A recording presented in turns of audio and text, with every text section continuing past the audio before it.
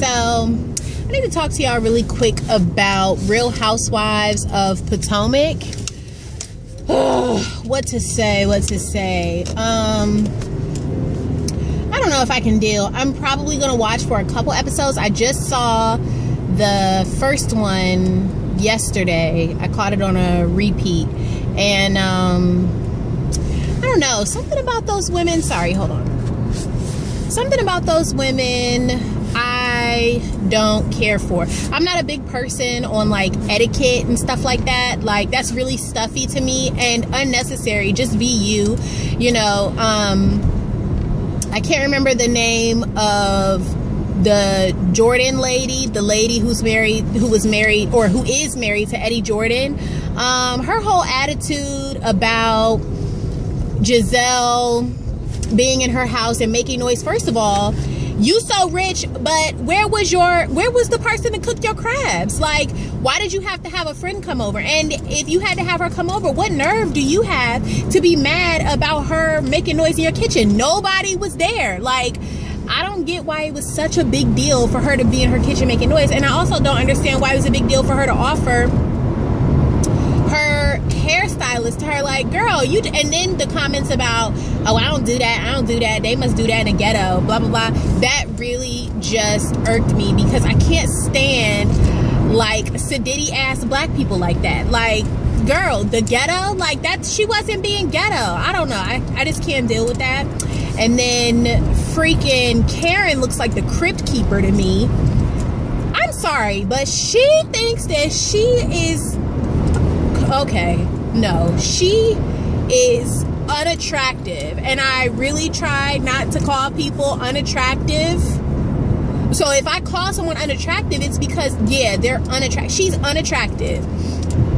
Them veins on the side of her head. And I was trying to tell my boyfriend, he was like, oh yeah, she's an older lady, she seems to have it together. And I'm like, imagine her without the weave, without the eyelashes, without the dental work, without the cheek fillers or whatever. I'm sure she's doing something to her face.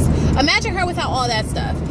I feel like you're not attractive if you have to have all of that. And you can tell that that makes her look halfway decent. Like, it makes her not look dead, but it does not make her look attractive. I'm sorry. Her attitude, I didn't see the big deal about sitting in the middle of the table. Like, okay, I get it, but bitch, you were late. Like, you were late.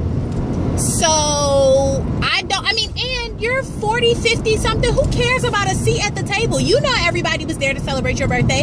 Like, I just feel like it was a bratty thing to like bring up. Like, you really gonna bring it up? Like, that's really an issue for you? Like, you don't have shit else going on in your life, but who sat in the middle seat? Are you 7? So I think I like Giselle. She seemed cool, and the other girl, the one who excuse me, that was nasty. The one who is who works in PR, she seems pretty decent.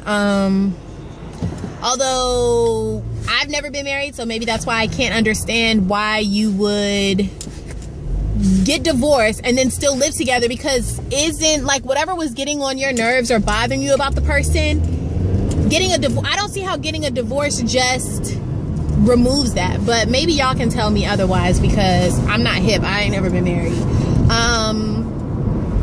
But I feel like it's low-key the same as having a boyfriend, living with him, and then being like, we gonna break up, but we still gonna live together and we don't got no title.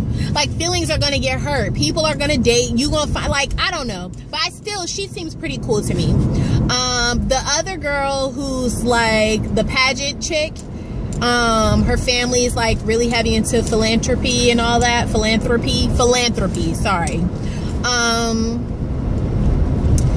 I don't know, like, she seems to have some type of color complex or something. Like, you only date white boys, and she's only with him for the money. And girl, he's only with you for the look, because honey, he is gay, okay?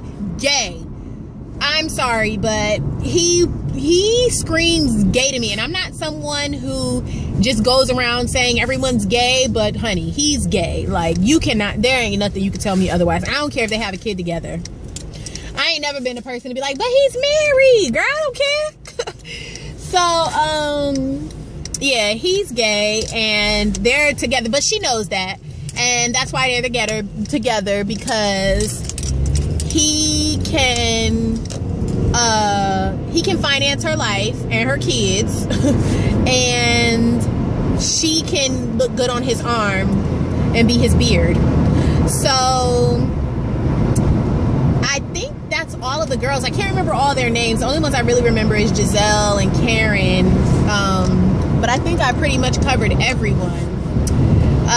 But yeah, I don't know, the tone of the show is like they're so classy or whatever, and no tea, no shade, but them white people of Potomac don't want you there. Like they're acting like they're so upscale and nobody can just come in here or whatever, but white people don't want you there. They do not want you there.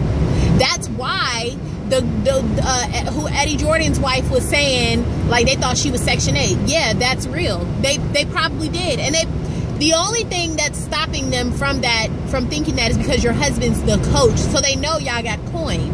But other than that, they think you belong in Section 8. Just because you got money, please don't mistake that as people thinking it's okay for you to be around them. You're still trash. Period. And that's how I feel. Like, rich people they don't want you over there, honey, especially because you married in. It's not like your family has a legacy of having money or whatever. You know what I'm saying? Like, you married into a man who worked his way up to having money. You're new money, boo-boo. You're not old money. You're not them. Your money is not as long as, I'm sure, as some of the rest of the people who live in that community. So don't get it twisted, okay?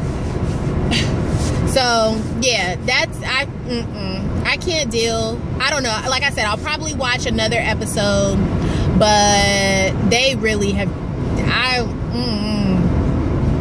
Girl, I don't know.